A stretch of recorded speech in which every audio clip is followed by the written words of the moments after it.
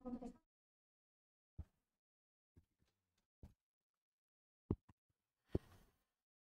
selamat sore Tribuners. Jumpa lagi bersama saya Ani ya dalam ngobrol asik poskupang.com sore hari ini ya. Apa kabar kalian semua di rumah? Semoga selalu sehat dan bahagia ya. Jangan lupa, jangan cuma sehat tapi juga harus bahagia ya teman-teman. Oke, teman-teman hari ini kita akan ditemani oleh kakak-kakak bertiga ya ini bukan di belakang saya teman-teman tapi di samping saya ya. Hanya mungkin kelihatan kelihatannya di belakang saya tapi ini di samping saya tepatnya ya. Kita kedatangan tamu yang istimewa hari ini karena kita akan membahas salah satu naskah dari prestasi yang ditorehkan oleh adik-adik kita dari TTS ya, dari SOE yang berhasil meraih juara 2 ya, runner up Kak ya, dalam sendera tari nasional. Dan naskah yang diusung yang dipakai waktu itu adalah Bivekolo ya, sendera tari Bivekolo. Nah teman-teman, sebelum saya masuk ke narasi singkat yang mengenai Bivekolo ini, saya memperkenalkan dulu teman-teman yang berada di samping saya ini. Yang pertama ada Kak Rian Seong, SPDMM. Hai kakak, selamat sore. Sore. Kak Rian ini merupakan produser dari sendera tari Bivekolo Kak ya. Selamat sore. Ada Kak Eldina Tonis selaku penata tari. Selamat sore kakak. Oke, dan juga kakak Mopi Picasso selaku penata musik. Selamat sore. Wah ini namanya unik ya, yang di ujung kiri saya ya. Ada kakak Mopi Picasso. Wah ini luar biasa. Kayaknya Picasso ini tidak asing di telinga kita ya. Oke, teman-teman di rumah, sekedar info ya teman-teman bahwa sendera tari Bivekolo ini meraih juara 2 ya teman-teman nasional dalam ajang lomba camp kreatif SMK Indonesia tahun 2020 yang digelar secara daring oleh Direktorat Jenderal Pendidikan Vokasi Kementerian Pendidikan dan Kebudayaan RI. Yang berhasil meraup juara 2 itu adalah teman-teman dari SMK Kristen Fatmolo di Kecamatan Fatmolo, Kabupaten Timur Tengah Selatan, Provinsi Nusa Tenggara Timur ya. Jadi ini bukan lagi prestasi lokal tapi sudah prestasi nasional ya teman-teman. Oke, untuk membedah mengenai Bivekolo ini, sendera tari Bivekolo ini, saya sudah ada di sini, ada produsernya, ada penata tarinya, ada juga penata musiknya. Nah, ini paket komplit ya teman-teman ya. Ini kita bakal bedah naskah ya teman-teman istilahnya hari ini. Jadi jangan pikir susah-susah. Kalian jangan pikir, aduh ini akan rumit, ini akan pembahasannya akan berat dan sebagainya. Tidak ya, hari ini kita akan bahas dengan rileks, dengan santai. Jadi, jika teman-teman di rumah ingin bertanya atau mungkin sekedar mencari tahu mengenai sendera tari Bivekolo ini, bisa langsung ke line chat kami ya di Facebook poskupang.com dan juga di YouTube kami Poskupang ya, dan juga di live IG kami poskupang.com sekarang ya teman-temannya. Oke, kita pertama ke Kak Rian dulu ya. Ini sebelumnya saya mengucapkan selamat sekali lagi ya Kak, karena prestasi yang ditorehkan ini sangat luar biasa dan ini orang-orang di belakang layar teman-teman istilahnya ya. Orang di belakang layar itu biasanya yang kebut-kebutannya aduh luar biasa, dan kalian harus tahu satu fakta yang akan kita kupas di tengah-tengah nanti ya mengenai sendera tari Bivekolo ini. Oke, saya mulai dari Kak Rian dulu nih. Nah Kak Rian ini menyusun naskah Kak ya. Oke, ketika menyusun naskah Kak itu naskah dari Bivekolo sendiri, sendera tari Bivekolo ini, itu nada dasarnya apa sih Kak? Maksudnya ini masuk dalam klasifikasi apa? Drama tragedi kah atau mungkin opera kah atau seperti apa? Silahkan kakak. Baik, yang pertama mungkin sebelum ke situ kami wakili teman-teman manajemen mengucapkan terima kasih untuk ruang apresiasi ini, karena ruang-ruang seperti ini memang jarang ya untuk para seniman diberi apresiasi. Ini merupakan satu ruangan dan juga satu pembelajaran untuk kami tentunya dan juga untuk perkembangan seni di NTT. Baik, mengenai Bivekolo kemarin, syukurnya saya juga terlibat sebagai penulis naskah. Jadi di situ selamatnya saya, karena ketika saya terlibat sebagai penulis naskah, saat itu juga kita sebagai produser kita merasa bahwa kita bisa leluasa untuk kita menyusun segala konsep. Jadi ini kemarin genrenya sendera tari. Sendera tari ya. Sendera tari itu memang untuk kasus kita NTT itu belum banyak diminati, karena bagi saya itu memang bukan baru tetapi sudah lama, tetapi untuk di NTT belum banyak yang mengenal itu juga Kak ya, betul. Dan kemarin prestasi SMK Kristen Fatmolo tuh hemat saya juga sudah baca beberapa naskah-naskah sebelumnya untuk sastra tari ini belum ada tim NTT yang mungkin kalau seandainya saya salah bisa dikoreksi, tetapi untuk anak-anak milenial Milenial ya. sekarang untuk generasi ini merupakan tim pertama yang tim sastra tari pertama NTT yang terbentuk dan langsung mendapatkan Prestasi ya, prestasi yang luar biasa di ya. nasional lagi ya. Oke, berarti ini masuk genre sastra tari Kak Sastra ya. tari. Oke, ini masuk genre sastra tari. Nah Kak, ini sebelum kita masuk ke ini kan pasti ada kesulitan-kesulitan dong dalam menyusun naskah juga. Iya. Ketika langsung berinteraksi dengan adik-adik yang melakoni ini, kita pengen tahu sih Kak, ini arti dari Bivekolo ini apa sih Kak? Baik, memang kesulitan tentunya ada Mhm. karena ini kita murni mengangkat sejarah tradisi dari sebuah peradaban di salah satu daerah atau salah satu etnis. Otomatis tantangan terberat untuk kita penggarap naskah adalah kita mesti mengetahui dengan baik.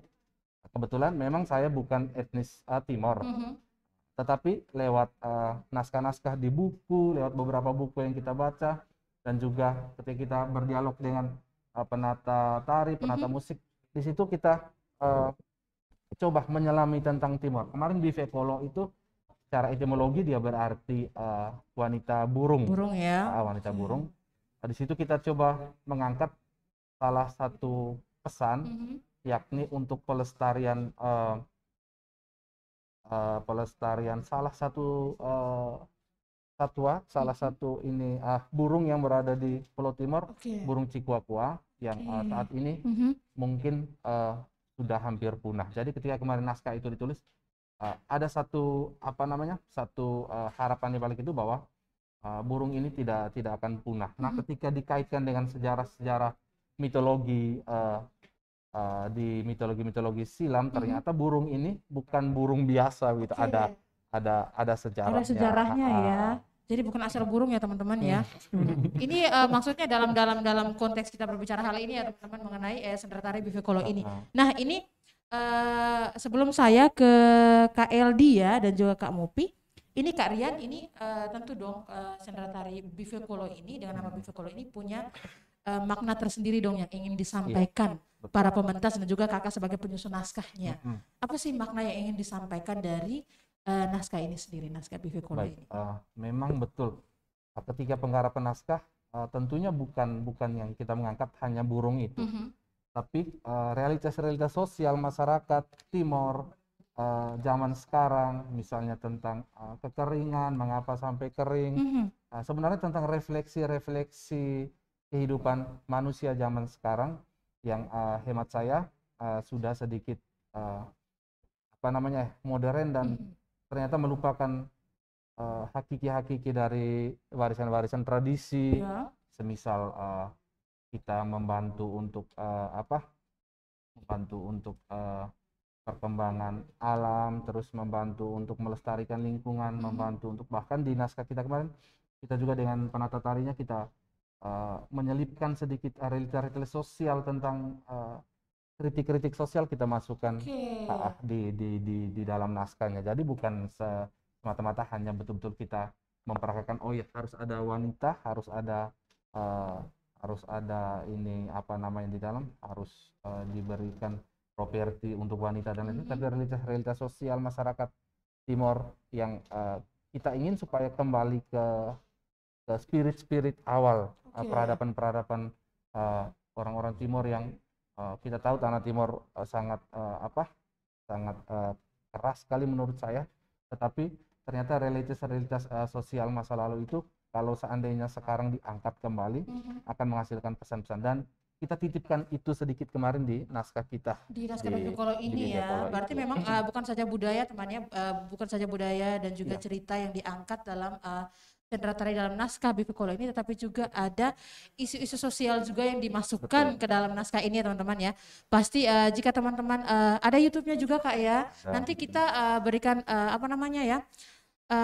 channel YouTube-nya di akhir nanti ya dari kakak-kakak ini, nanti biar teman-teman bisa menyaksikan langsung, oh ternyata sastra tari Bivekolo ini seperti ini. Jadi ketika kalian nonton, oh makna yang disampaikan seperti kata Pak Rian tadi, oh seperti ini, seperti itu ya teman-teman ya, jangan lupa ya. Oke, kita ke Kak Eldi ya. Kak Eldi ini penata tari ya Kak ya. Oke, berbicara mengenai tari ini Kak, dalam naskah Bivekolo sendiri ini klasifikasi tari apa sih yang digunakan Kak? Atau jenis tari apa sih yang digunakan? Baik Kak, Mm-mm. selamat sore buat semua yang di rumah dan yang di sini. Untuk tari ini sendiri sebenarnya ini penggabungan Kak. Dia Oke. bukan real tari murni, Mhm. tapi memang tari yang berdialog, bercerita, Oke. dan memang dia masuk dalam sentra tari itu sendiri. Jadi sentra tari bukan hanya tentang tari, bukan Oke. hanya tentang musik tunggal atau teksnya saja, tapi tiga komponen ini digabungkan menjadi satu kesatuan yang membentuk sentra tari. Jadi untuk klasifikasi sendiri ada bukan hanya gerak-gerak tari kontemporer yang dimasukkan Kak, modern dance dan sebagainya, tidak, tapi memang ada kemasan-kemasan tradisi yang kita angkat, kita tuangkan dalam bentuk ragam gerak sehingga mampu menceritakan isi dari naskah Yang sudah dituliskan betul oleh Parian ya, Pak Pak produser ya. Oke, berarti jenis tarinya seperti digabungkan Iya. teman-teman. Jadi bukan cuma satu jenis aja, jadi Iya. ada Iya. beberapa jenis yang digabungkan menjadi Digabungkan satu jadi Kak ya. Sesuai dengan naskah ya, penyampaian makna yang mau disampaikan seperti apa ya Iya. Kak ya. Seperti Kak Eli tadi bilang ada beberapa tradisi yang memang diambil dalam bentuk gerakan-gerakan seperti itu Kak ya. Iya. Adakah contohnya Kak gerakan-gerakan yang diambil dari tradisi itu seperti apa sih Kak? Gerakan apa saja sih yang teman-teman kemarin lakonkan? Untuk kemarin karena senter tari diangkat dari kisah masyarakat di pedalaman timur, jadi gerak-gerak tradisi yang coba kami ambil itu ada gerak bonet, Oke. ragam gerak moret, kemudian juga ada ragam gerak okomama, Oke. kemudian ragam gerak maekat dari timur. Oke. Jadi ini dikombin dan tidak ambil semuanya, tapi memang ambilnya bagian-bagian tertentu, bagian-bagian gerak tertentu yang diambil untuk mengemas tarian ini menjadi suatu karya pertunjukan yang menarik. Jadi walaupun sedikit-sedikit tapi itu ditata sehingga untuk menunjang pertunjukan yang ada. Oke, seperti itu ya Kak Eldi ya. Oke, ini saya ke Kak mau Picasso aja, kayaknya panggilan lebih enak ya Picasso ya teman-teman ya. Kalau Picasso kayak lebih enak aja didengar di telinga. Oke, Kak Picasso aja deh, Kak Mopi ya. Kak, ini genre musik yang digunakan apa sih Kak? Sama seperti Kak Eli tadi mengenai genre tarinya. Ini kalau untuk musik seperti apa?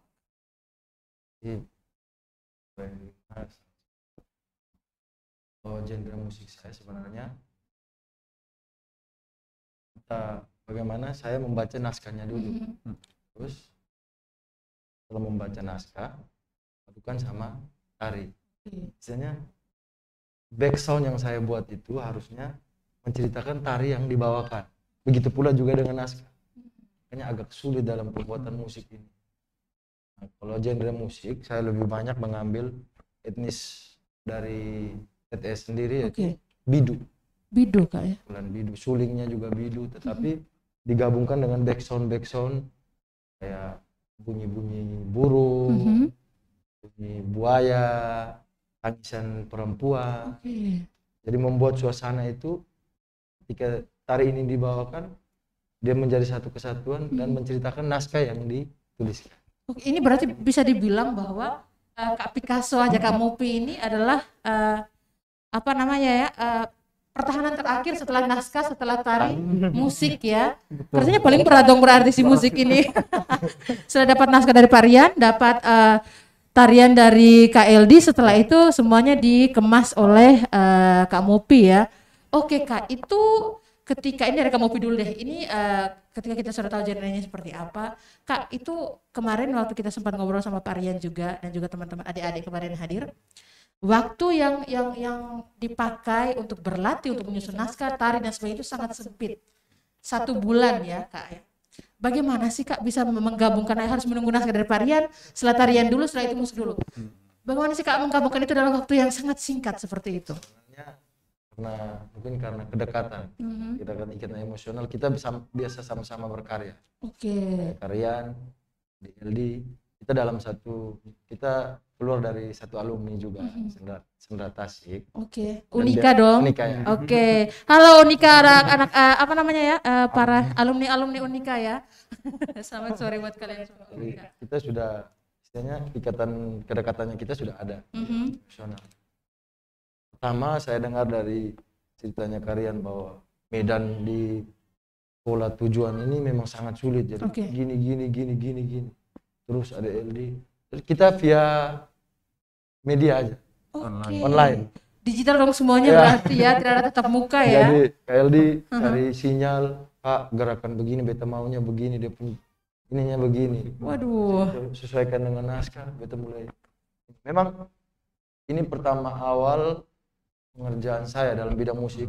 Saya pernah banyak di bidang musiknya tradisi NTT biasa dengan Taman Budaya PTD Taman Budaya Provinsi, beberapa event nasional pernah menjuarai sama dengan KLD. Cuman itu pengerjaannya cuma 7 menit tarian. Itu hanya tarian aja. Oke. Kalau ini senda tari berarti 25 menit.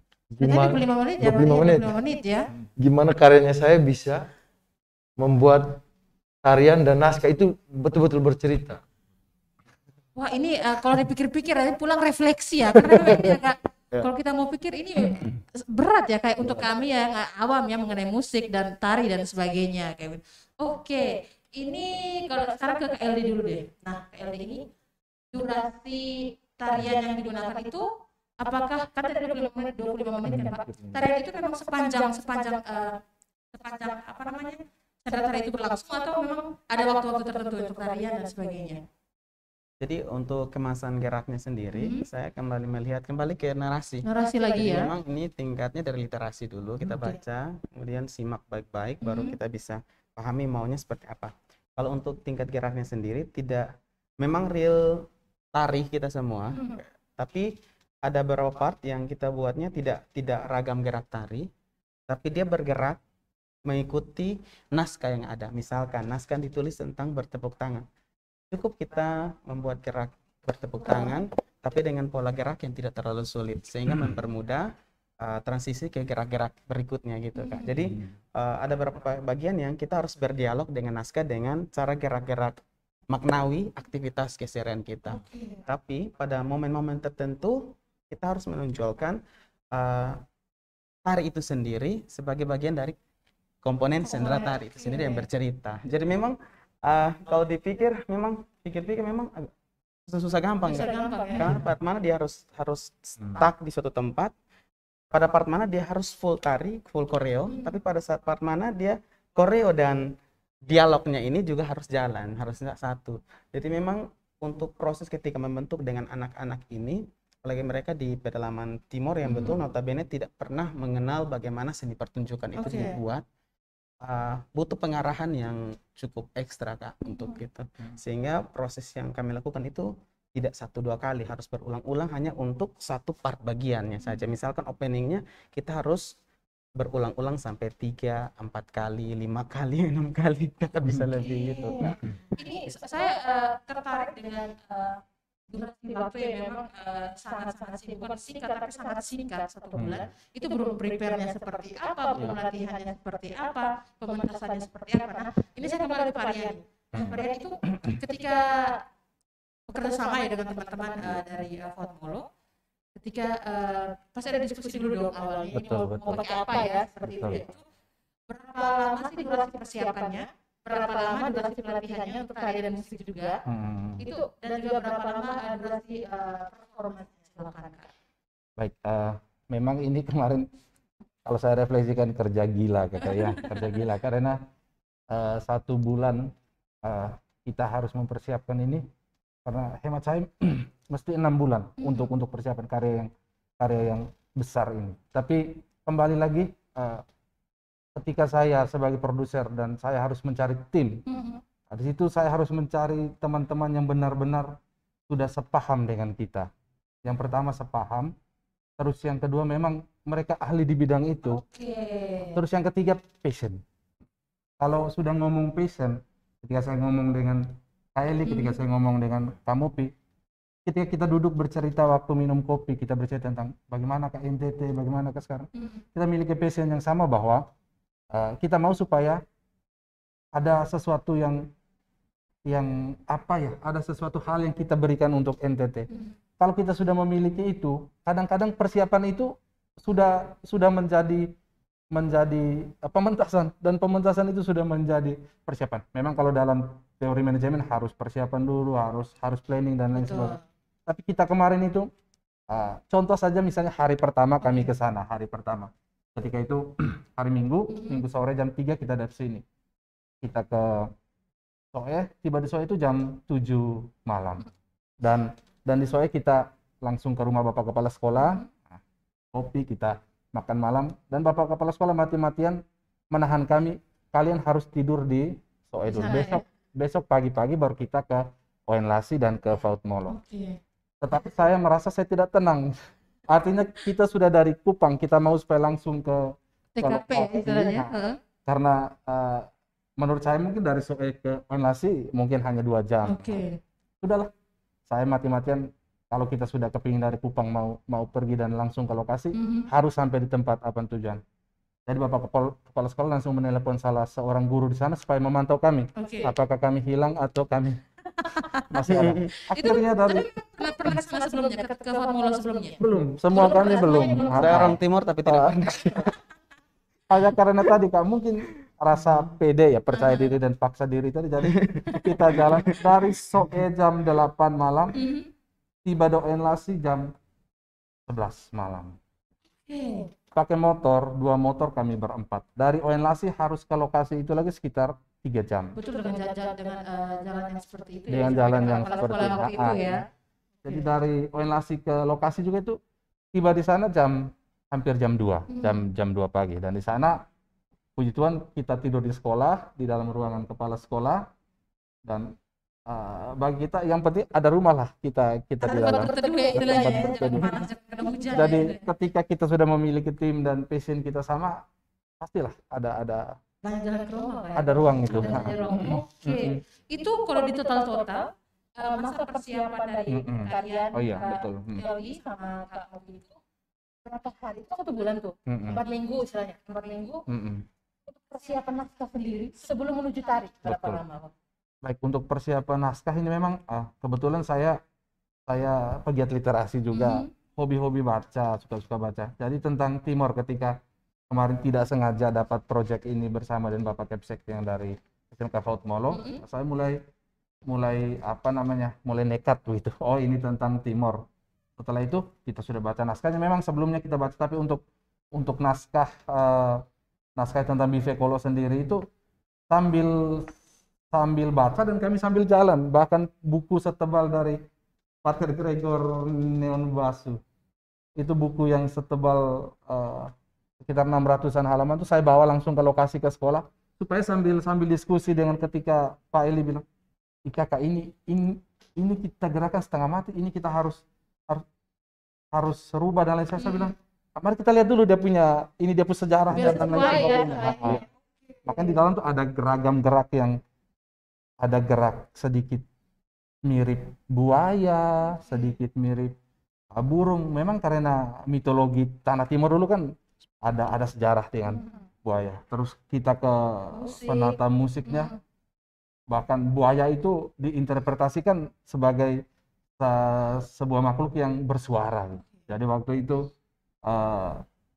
Kakak Mopi dia membuat imajinasi metafora bahwa Kira-kira suara buaya seperti apa? suara ya? buaya seperti apa, dan itu kita yang juga di studionya Kakak Mopi, kita sama-sama bermetafora di situ, kita bernyanyi, berteriak sambil kita cari ini suara buaya seperti apa. Bahkan yang saya ingat kreativitasnya Kakak Mopi satu, ketika kemarin mau cari bunyi buaya, dia turun dari Gunung Mutis ceritanya, turun dari Gunung Mutis, lalu dia tidak sengaja injak dahan-dahan kering.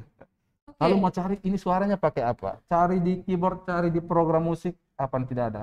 Nah, terus Kakak mau bilang, oh saya ada ide. Keluar, ambil ini kaleng bir, terus dibikin rombos-rombos. Kasih ini kan? Nah, dan itu suaranya seperti dahan kering yang ranting patah yang diinjak. Jadi betul-betul Itu suara buaya ya?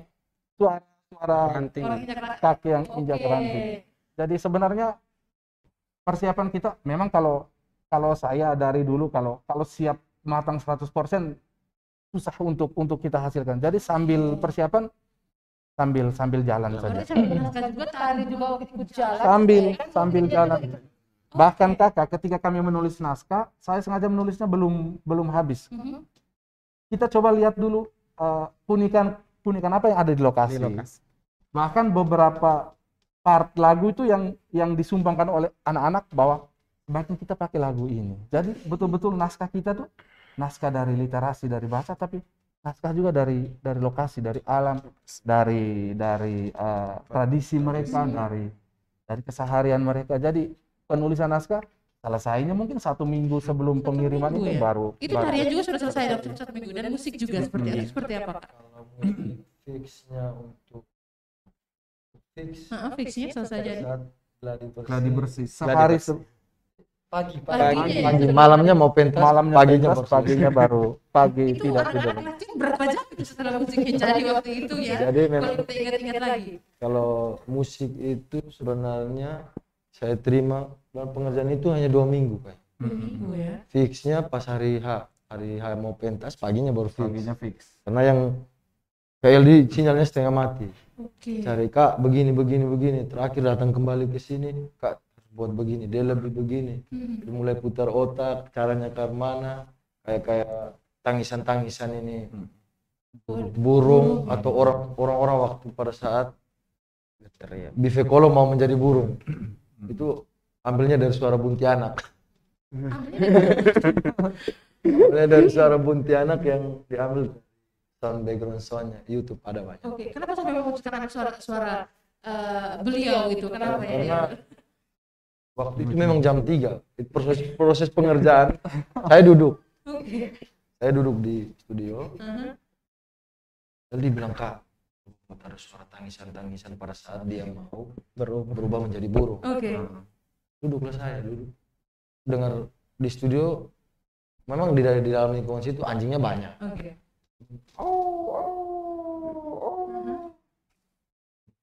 Oh ke situ, pikiran saya langsung ke situ. Jam 3 pagi ya? 3 pagi. Oke, timingnya pas berarti. Timing pas. Ketika saya masukkan suara itu, bulu badan saya sendiri berdiri. Aduh. Kayaknya beliau beserta Anda waktu itu ya. Ketika musiknya sudah gabung semua, saya dengar kembali, saya nangis. Jujur, karya pertama yang saya buat selama setengah jam baru ini. Biasa ya. Ini kita harus mengapresiasi ya teman-teman kita ini ya. Ada Kak Mopi, ada Kak Eri, dan juga kalian juga ya. Apa yang kita pernah lakukan sebelumnya, akhirnya terjadilah ya, walaupun dalam waktu yang amat sangat singkat ya teman-teman ya. Seperti kalian tadi bilang, biasanya di 6 bulan lah maksimal ya Kak. Iya. Untuk semuanya fix, oke, keren, jadi dan tinggal dipentaskan. Tapi ini Betul. 1 bulan kita harus menyiapkan naskah, tarinya seperti belum lagi musik yang fix setiap hari pagi ya, sebelum pentas malam Kak ya. Oke, nah ini berarti tarinya sejalan dengan naskah Kak ya. Berarti ketika kalian menulis, Kak Eli juga menyesuaikan seperti itu. Nah ini dari musik tadi kita ke tari dulu Kak. Adakah kesulitan dari Kak Eli untuk menentukan gerakan-gerakan? Ya, tadi mungkin ada burung ini kan bisa gerakannya ada banyak-banyak, atau mungkin ada hewan banyak gerakannya. Ada kesulitan tidak Kak untuk menentukan gerakan-gerakan itu? Jadi memang dituntun dari naskah yang ada. Tapi memang ada kesulitan ketika saya harus menggarap gerakannya, di antaranya karena satu, kemampuan anak-anak. Ya, secara teknis kita kalah mungkin dari teknik kepenarian ya. Dari Jogja, dari Bali, itu anak-anak kalau dari SD, SMP sudah ajarkan ya sebenarnya. Nah, anak-anak kita jauh di pedalaman, mereka cuma mengenal yang namanya tari maekat, tari tradisi yang hari-hari mereka pentaskan saat-saat seperti itu. Nah, bagaimana kita melatih teknik kepenarian mereka, terus dengan kesederhanaan mereka memperagakan gerak yang ada, terus dikaitkan dengan sinopsis atau isi cerita yang mau dibuat. Nah, kalau seperti itu saya tidak memilih gerak-gerak yang terlalu susah. Saya melihat kami audisi ya Kak ya, di awal itu kami audisi, seleksi. Nah, dari situ saya hampir 2 jam kami seleksi anak-anak. Dari situ kami bisa tahu kemampuan anak-anak. Tapi dari kemampuan anak-anak, kemudian anak ini dia sudah bisa gerak tangan nih Kak. Berarti kita komposisikan dia di kelompok ini yang khusus untuk bisa lebih mungkin fokusnya ke gerak-gerak tangan yang lebih menonjol. Kemudian kita lihat anak bagian ini mereka bisa lebih banyak di gerak kaki, mereka bisa ringan di kaki. Oke, sudah kita klasifikasi mereka di anak-anak yang kelompoknya bisa full di gerakan kaki. Kemudian ada yang bisa menarikan dari tangan, kaki, kepala bisa agak luas, sedikit luas. Kita kelompokkan sendiri. Nah, dari situ baru kita mulai render satu-satu. Masukkan part ini, kalian masuk sini ya. Ya, part ini yang untuk gerak tangan nanti ini yang masuk ya. Terus saya diskusi dengan kalian, Kak, kalau ini anak cocok tidak dengan kakak. Dia bilang, oh ya pas nih. Nah, kesulitan kami saat itu adalah menentukan si tokoh utama nih Kak, gerak bifokolo nih Kak. Itu yang susah. Ini cewek ya? Iya cewek. Oke.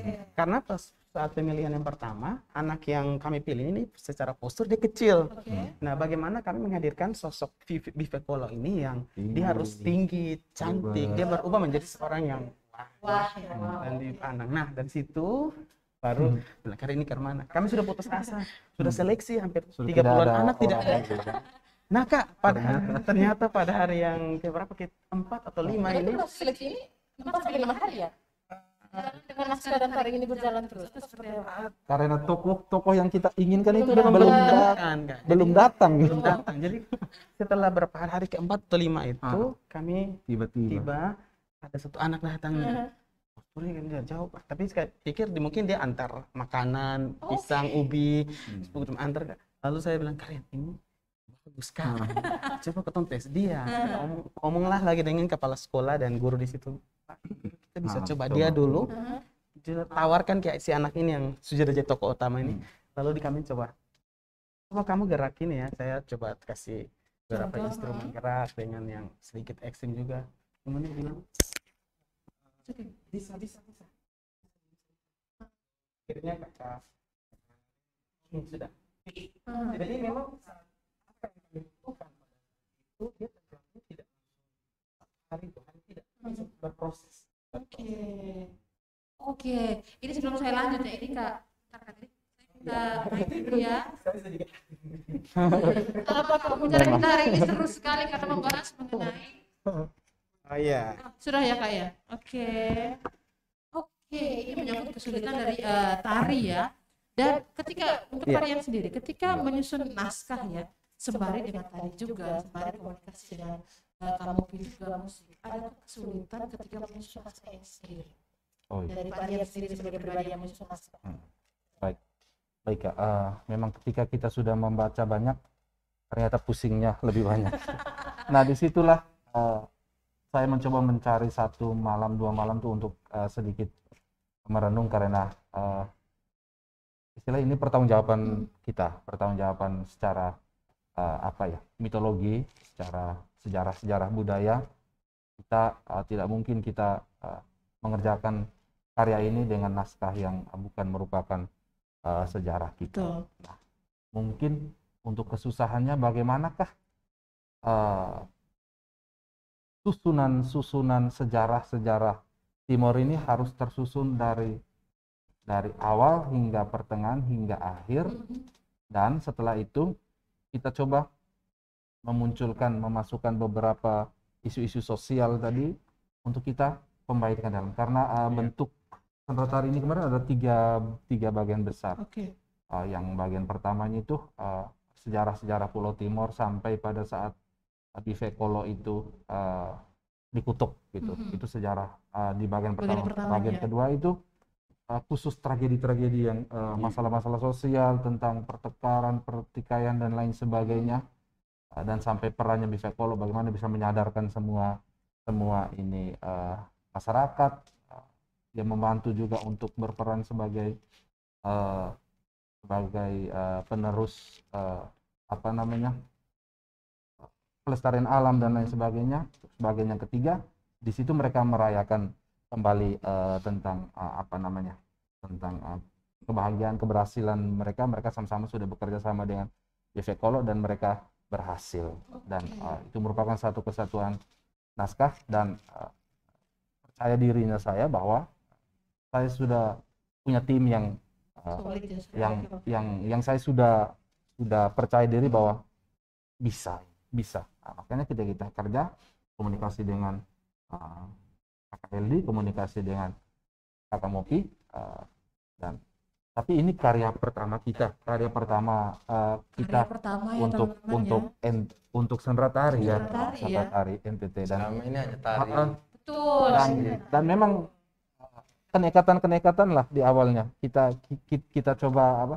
Memang secara akademik kita di ruang itu, tetapi untuk karya selama ini kita baru mencoba. Tapi memang ternyata kalau hemat saya Timor ini, Timor, Flores, Sumba, Rote, NTT lah butuh dinarasikan dengan hal-hal yang seperti ini, hal-hal seperti ini karena hal lain kita sudah bergerak, tapi hal-hal ini butuh ruang, lebih ya, Kak, ya? butuh ruang Lebih ya. karena ini satu kesatuan, Kak, dari narasi, dari kita literasi, setelah itu kita masuk ke gerak, masuk ke musik, masuk ke penata busana lagi, nanti masuk ke Properti lagi yang penata syukurnya waktu itu juga untuk penata gambarnya kurang terlalu tertantang karena one shoot saja, bukan picture by picture, dia harus mengambil tetapi unik juga waktu itu ceritanya. Dia pikir, karena saya juga belum briefing dan dia bagaimana berapa menit ini, dia hanya bawa kamera yang untuk kapasitas mungkin 3 menit sampai 5 menit lah. Ketika sampai di lokasi, ketika sama-sama dengan Kakak Mopi sampai lokasi, ini berapa menit? Saya bilang 25. Dia lepas kamera, dia stres. Dia bilang yang benar. Iya. Disitulah dia bingung dan dia entah seperti apa. Tapi tetap kalau PC-nya kita kita kuat bahwa kita bukan kerja untuk kita, bukan untuk kita bertiga, untuk apa kita? Tapi kita mau mengangkat ini adik-adik yang dari Timor. Kita cobain jalan keluar ada, gitu ya. Bahkan malam sebelum kita pentas itu saja hujan. Baru itu hujan pertama di kota Soe, Kak. Dan Kita itu memang pentasnya di luar kan? pentasnya di luar. Jadi manggung lagi ya? Tidak, kita kebetulan waktu itu hanya di kantor Bupati, Bupati, ya? kantor Bupati Lama, halaman ada ruang di luar. Dan hujan, dan itu hujan pertama di TTS. Ini apakah hujan masuk dalam naskah juga? Saya bilang mari. Saya bilang mari kita ini. Dan ternyata di kamera tanah ketika basah, lantai ketika basah itu keren sekali. Lebih Dan itu bagus lebih ya bagus. ternyata ya. Pantulan pantulan cahaya ke pohon, didukung waktu itu ada pohon belakang. oleh air itu. Jadi saya bilang, oh ini naskah yang lupa kita tulis. Dengan membawa berkat betul ya teman-teman ya untuk pementasan Bivekolo waktu itu ya, dengan persiapan yang begitu singkat, dengan Betul. fasilitas mungkin yang masih kurang dan sebagainya. Iya. Seperti cerita kalian tadi, kamera yang harusnya untuk kita 25 menit nih sayang, tapi yang saya bawa ini 3-4 menit ya, sudah celaka lagi kita kalau misalnya sudah down dan sudah menyerah selesai, tapi ternyata Ya, dan betul. berhasil lah teman-teman di akhir ya. Oke, ini kita di tahap persiapan, tahap pelatihan. Ini kemarin juga sempat berbicara dengan adik-adik juga, memang pasti mereka Kak Eldi juga bilang tadi bahwa memang ada kesulitan dari teman-teman dari adik-adik juga. Nah, durasi pelatihan itu berapa lama maksimal yang betul-betul kakak-kakak udah push betul untuk latihan secara lebih intens berapa lama sebelum performance? Waktu itu 9 kali latihan. 9 kali latihan. 9 Ini kali kan ya Kak ya? 4 minggu toh, Kak. Oke. Ya. Jadi minggu pertama ini kita turun hari Minggu, Minggu sore, malam tiba sana bermalam. Jadi Senin, Selasa, Rabu tuh full dari pagi sampai siang Istirahat. sampai sore. Siang makan siang, setelah itu makan siang, setelah itu.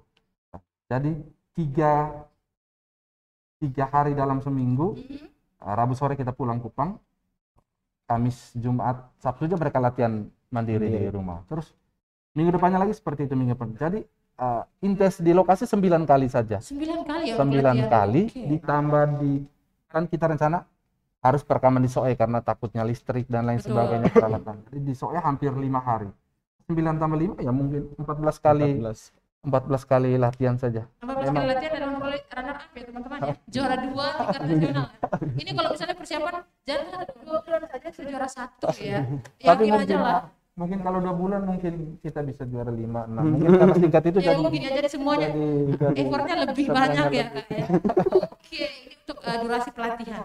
Nah Kak, ketika performance tadi Kak Mopi ya, lagu musiknya itu jadi pagi, performance-nya malam ya. malam. Yang rekam itu pagi, siang atau malam Kak? Kan di video kan Kak itu. Nah, itu Kalau setiap kali, KLD biasanya kirim kasarnya, video kasarnya. oke. di sini berapa menit, ini cerita tentang ini, Oke. terus ini cerita tentang ini. Ketika dikirim video, saya mulai membuat kerangka saya itu yang pertama adalah bunyi tambur, bunyi pukulan gendang, entah etnik maupun kontemporer, yang bisa masuk ke suasana dengan hitungan gerakan kaki, baru dimasukkan kembali penambahan gong, Oke. suara-suara, atau mungkin bunyi gesekan-gesekan biola. Pokoknya yang penting intinya bisa membawa itu naskah itu bisa bercerita. Oke. Ketika pementasan, Mhm. musik itu kira-kira kalau fix pembuatannya itu yang betul-betul sudah 80% itu sekitar 3 hari kan? 3 hari Kak ya? 3 hari. 3 hari ya. Oke, untuk kami yang awam Kak ya dengan musik ya, itu merupakan waktu yang sangat amat singkat dan kami mungkin tidak bisa melakukan hal seperti itu ya Kak ya. Untuk Kak yang langsung sekolah mengenai ini dan juga tapi itu kan tantangan tersendiri dong untuk Kak Mopi kan, karena baru kali ini berapa lama sih Kak itu waktu durasi? 25 menit. 25 menit kan. Durasi. Terus saya belum pernah melihat siswa ini menari atau Tatap muka tatap langsung. muka langsung belum pernah. Jadi via-vianya saya sama Kak Eldi sama Karian via telepon, WhatsApp. Oke. Jadi ketika sampai besok paginya mau berangkat ke Soe, pementasan, jam 4:30 pagi baru selesai di mix. Sampai di sana jam 10. Jam 10 mereka latihan, saya tidur. Jadi tidak sempat lihat Karena kelelahan. karena kelelahan. Ketika lihat yang utuh, pada saat lihat utuh musik sama tari itu pada saat pementasan. Jadi betul-betul kamu pun nih setelah dia sampai dia tidur. Tidur. Tidak pernah lihat. Ngecek yang lain sampai lagi. Iya. Oke, hasil akhirnya ternyata wow, ya, luar Ketika biasa. mereka pentas, saya di depan. Itu saya di depan. Jujur memang sempat air mata jatuh karena anak-anak yang pertama notabene-nya dari kampung yang Betul. bukan ini ya, tapi memang Terbatas. minim ya. Betul kan, terbatas Terbatas, dan sebagainya. Kok ini bisa begini? Dan juga kakak juga pasti proud dengan diri sendiri dong. Ya, Aduh, kita belum pernah bikin seperti ini loh, 25 menit sentra tari ya. sentra Ini tari. Bukan musik iringan musik tari, betul. Oke, berarti ketika air mata itu jatuh, saya feeling nggak ya? Ketika air mata itu jatuh, setelah melihat ada juga memang performance luar biasa. Proud juga dengan diri sendiri, aduh, ternyata kita bisa ya seperti ini ya. Oke, ini dari ini kamu ya, perasaan kamu. Kalau dari KLD sendiri sebelum ke Parian ya, ini ke KLD sendiri, ketika melihat adik-adik itu performan, pasti gugup juga ya. Takut ada salah tagratnya salah dan sebagainya. Perasaan KLD ketika melihat adik-adik kita itu performance. Waktu seperti apa?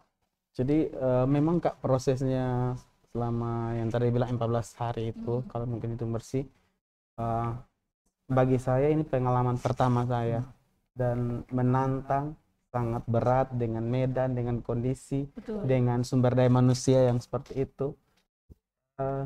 Setelah melihat pementasan mereka malam hari itu, saya sebelum pentas, 1 jam sebelum pentas, saya jalan keliling lokasi yang ada. Saya ini bagaimana sebentar Tuhan, yang kami sudah lakukan bagian kami. Oke. Sisanya ya Tuhan yang mengatur. Jadi setelah melihat kondisi juga, waktu gladi juga anak yang satu itu tidak kelihatan di kamera Kak. Kakinya itu kami lagi pasangkan kaos kaki Kak. Karena waktu gladi siangnya itu kami sudah drop, sudah capek kelelahan, kemudian anak-anak sudah drop pingsan, belum lagi ditunjuk karena mungkin kelelahan jadi mereka kayak kerasukan gitu dan sebagainya. Ada kegiatan sendiri di belakang dan membuat emosi kami juga sudah kacau. Tambah lagi dengan 1 jam sebelum acara hujan lagi kami semakin aduh ini ke mana, sudah kacau lalu kami paksa sudah pentas sudah jam 8 malam itu. Dan setelah pentas melihat itu semua, saya hanya berdiri dari arahnya, mungkin ada patung ada toko masyarakat di TTS itu di kantor bupati, saya lihat dari jauh.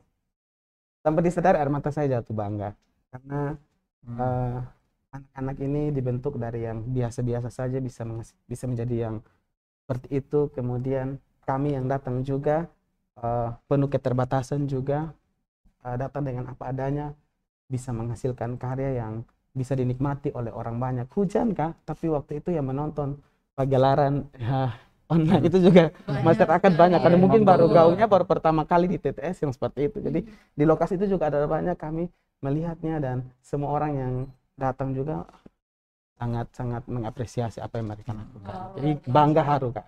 Bangga haru. Mungkin kalau kamu tadi mungkin menetes air mata, mungkin kamu menangis belakang ya. Jadi bukan satu dua air mata jatuh, tapi air mata banyak yang jatuh ya. Oke, sebelum ke karya, saya kembali membuka lain pertanyaannya buat teman-teman di rumah, mungkin yang masih kepo juga mengenai Bivekolo ini, sandera tari ini, atau mungkin mau nanya langsung personal ke Kak Mopi juga, atau Kak LD juga, atau ke Karya, silakan ya. Oke, sudah ada pertanyaan juga dari Maria Sekar Anggra. Hai Maria, terima kasih banyak sudah bergabung dengan kita sore hari ini. Kalau di Jakarta, di Taman Ismail Marzuki selalu membuat kegiatan seni dan terjadwal. Apakah kakak mereka berencana bekerja sama dengan Taman Budaya Kupang untuk melakukan pergelaran sendera tari secara terjadwal? Silakan, silakan. Baik, memang ini pertanyaan yang sangat menantang ya.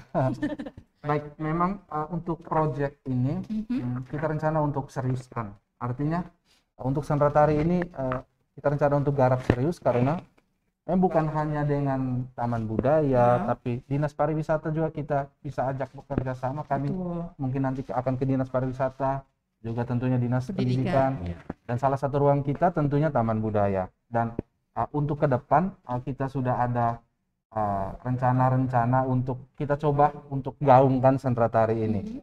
Tentunya otomatis ketika pertanyaannya seperti ini, kita beri harapan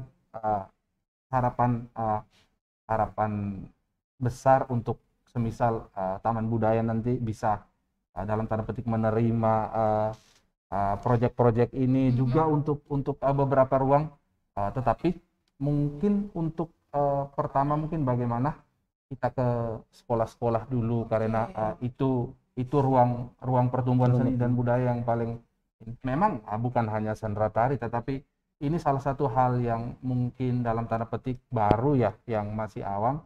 Dan bagi saya kerjasama dengan siapa saja nanti kita berencana untuk kita coba serius untuk garap sandera tari ini, karena kemarin juga Bapak Kepala Dinas Pendidikan juga beliau ingin supaya ini harus serius, dan beliau mau supaya sekolah-sekolah yang di pinggir-pinggir yang harus menjadi ikon-ikon, menjadi talent-talentnya, karena ternyata ketika kita menulis tentang tradisi di kampung, kita lakonkan dalam sandera tari, dia punya pesan metaforik, pesan-pesan seni budaya dan lain sebagainya kuat, karena naskah, tari, musik, busana dan lain sebagainya, isu-isu sosial dan lain sebagainya tadi sudah komplit di dalamnya. Oke, jadi Kak Maria Sekar Anggra ini ya, ini memang sudah akan diseriuskan ini ke depannya Kak Maria ya.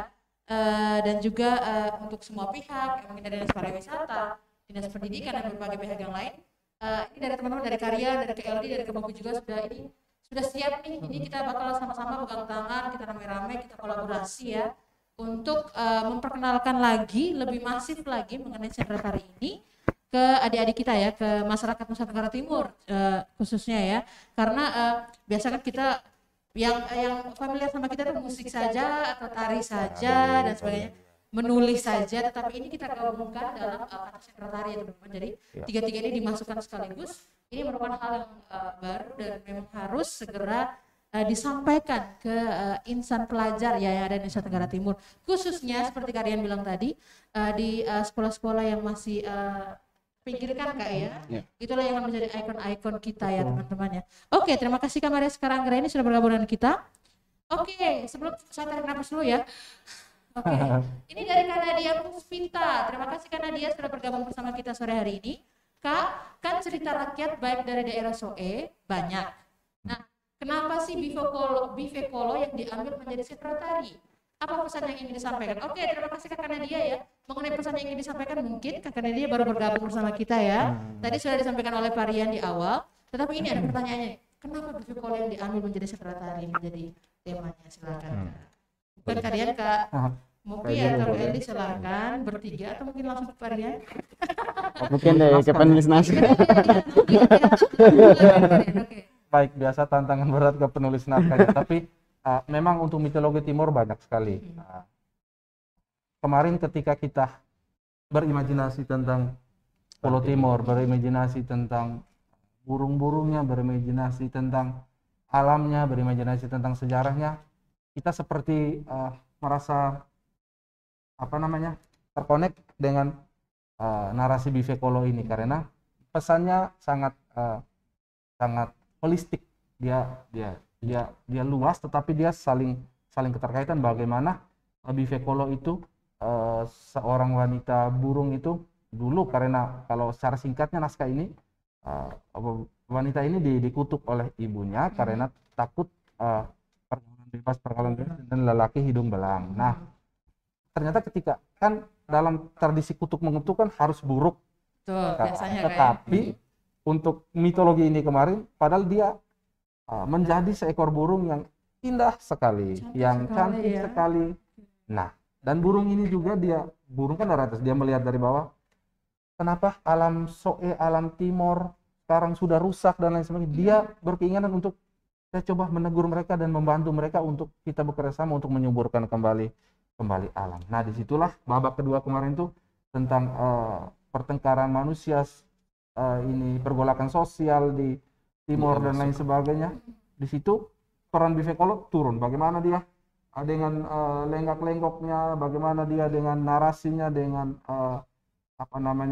suara-suaranya, dia berhasil menyadarkan. Jadi pesannya sebenarnya ada dua. Kalau dari pesan ekologi tentang pelestarian lingkungan, yang kami mau kemarin supaya burung ini kita lestarikan kembali, karena ternyata sejarah mitologinya sangat menarik untuk kita ini. Yang kedua, kalau kita ambil ke istilahnya ke ruang seni budaya, pesan ini sangat baik untuk literasi seni dan budaya di NTT, karena sangat komplit sekali. Oke, ini terima kasih banyak ya Kak Nadia dan juga Kak Maria Sekar ya. Terima kasih banyak sudah bergabung dengan kita. Untuk teman-teman lain komentar dan juga pertanyaan saya sudah tutup ya sekarang ya teman-teman ya, karena memang waktu kita sudah terbatas. Kalian ini kekarian lagi ini ya, soalnya tadi mengenai pertanyaannya belum terjawab. Karena ya kalian sebagai orang penulis naskah dan juga yang mengajar teman-teman perasaannya seperti apa ketika melihat performance dan mereka mendapatkan juara. Baik, memang kalau ditanya perasaan ini, orang bilang memang kalau laki-laki menangis itu orang bilang mungkin air mata buaya lah dan lain sebagainya. Justru perasaan saya tuh hadir ketika proses pengumuman gitu ya. Waktu itu saya di kampung, ada acara di sana, Bapak Kepala Sekolah telepon via WA dan tanya Bapak Kepala Sekolah, air mata jatuh gitu ya. Sebagai lelaki yang baik saya bilang, saya tidak boleh, tetapi tidak bisa. Akhirnya saya sambung ke tim kami video call dan tidak ada kata-kata, kami hanya menangis. Wow, luar biasa. Artinya apa? Mungkin kita tidak punya apa-apa, tapi marilah hal-hal kecil ini kita coba buat untuk NTT. Dan siapakah kita? Jadi ketika kita ada passion dan lain sebagainya, jalan saja. Saya yakin Tuhan, leluhur, apalagi alam yang kita jumpai setiap hari, air yang kita minum di tanah Timur, makanan yang kita makan, itu juga ikut menyuburkan segala harapan kita. Jadi kemarin momen ini kan kalian tadi bilang video call kan ke kalian sama ke Bobi. Nah, ketika kalian dengan Bobi, ketika mendapat informasi dari kalian bahwa ini kita juara 2 nasional. Bukan provinsi ya, kita nasional. Kita melawan seperti kalian bilang tadi Bali dan sebagainya, memang kita punya tradisi khusus untuk itu. Berdua seperti apa sih, kaget kah waktu itu seperti atau seperti speechless tadi seperti kata kalian. Saya lihat Kak Eli atau Kak Bobi duluan silakan. Kalau saya memang kaget karena yang pertama saya tanya peserta siapa Bali Jogja itu yang berat. Betul. Bali Jogja ini susah karena memang properti apa semua lenggak-lenggok. Yang berikut, karena saya tidak percaya diri, karena yang kedua saat tag kamera itu yang tim kameramen, timnya kami, kiranya itu sudah tag, belum tag, masih Satu kali lagi. untuk Yang tag pertama ulang. kan eksebisi coba. Ternyata tidak, satu kali jalan. Dia langsung pukul tes. Akhirnya lihat kembali, nonton kembali, lihat, sempat kita habis pentas. Saya nyebong bahasa. Kalau memang ini yang saya punya, apa yang saya punya biar menjadi berkat bagi orang lain. Saya ngomong di karya, bilang sudah Kak, percaya tidak percaya apa yang saya punya feeling, karena saya rasa memang musik sama tari menyatu. Begitupun juga naskah. Betul. Waktu saya nonton, pertama kali saya nonton waktu pentas juga. Wah ini sudah 5 besar kita di tangan. Itu tidak lari. Saya memang yakin, saya yakin. Dan terbukti. Terbukti ya. Jadi selain memang surprise, apa yang kita tapi kata orang bilang gini Kak, hasil tidak pernah mengkhianati hasil biasanya. Dan ini memang sudah terbukti ya dengan kerja keras Kakak bertiga ya. Ini Kak, saya sebenarnya masih punya list pertanyaan banyak yang di saya ini ya. Tapi memang waktu yang terbatas, jadi ini sebelum saya menutup kegiatan ini Kak ya, saya minta dong closing statement dari Kak bertiga, dari Kak Ria, dari Kak Eldi, dari Kak Mopi, pesan-pesanlah, ajakanlah untuk kaum milenial di rumah, adik-adik mungkin sekarang yang mungkin lagi pantengin kita, dan untuk masyarakat NTT lah mengenai seni tari ini. Silakan. Baik, mungkin untuk konteks seni tari, tapi untuk seni dan budaya pada umumnya, bagi saya secara pribadi, pekerjaan ini pekerjaan luhur. Jadi para pekerja seni itu pekerja-pekerja luhur. Jadi untuk anak-anak kaum milenial, hanya seni NTT lah yang bisa membuat kita bisa bersaing dengan daerah-daerah lain di luar NTT. Untuk urus teknologi dan lain sebagainya kita sudah tapi kalau kita ngomong konsep seni dan lain sebagainya, NTT unggul. Saya dulu ingat pesan dosen saya, Bapak Petrus Rik, itu kan waktu itu beliau katakan, NTT sekarang seperti raksasa yang sedang tidur. Siapa yang berani membangunkan kesenian-kesenian itu? Jadi oke, anak-anak muda NTT tidak ada kata yang terlambat gitu ya. Maju saja, maju saya, dan nekat itu penting. Itu saja. Oke. Ya, ini kita silakan kalian untuk closing statement-nya. Kalau dari saya, kesenian itu menjadi identitas dari kita. Kemana saja kita pergi, orang akan bertanya, kamu dari mana? Dari NTT. Apa yang kamu punya di NTT? Sampaikan itu lewat gerak, musik, rupa, dan berbagai kearifan lokal yang ada. Terus cintai itu, karena itu yang menjadi bekal ketong untuk bisa bersaing dengan orang luar, seperti Kak Karin bilang. Seni dari hati akan sampai ke hati. Seni dari hati akan iya, teman-teman. Terima kasih Kak Eldi. Ini Kak Mopi silakan. Dari saya, prinsipnya yang pertama bahwa seni itu bagian dari jiwa saya. Kedua, apa yang saya punya biar bisa menjadi berkat bagi orang lain. Mungkin yang ketiga, bagi kaum milenial, adik-adik, jangan pernah malu dengan budaya, apalagi budaya daerah kita sendiri. Kembangkan itu, karena itu yang dicari oleh masyarakat atau wisatawan asing. Kembangkan itu terus. Intinya jangan pernah malu dengan budaya kita. Jangan pernah malu dengan budaya kita ya teman-teman. Terima kasih untuk Kak Mopi.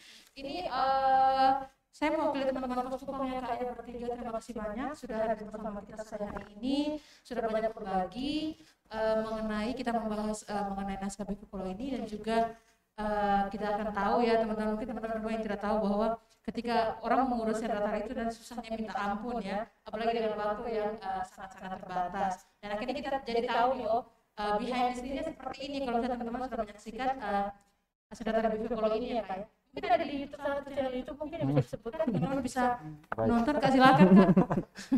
Ini bukan untuk promosi channel YouTube, tapi untuk nonton saja. Nanti di Rian Seong NTT Art gitu ya.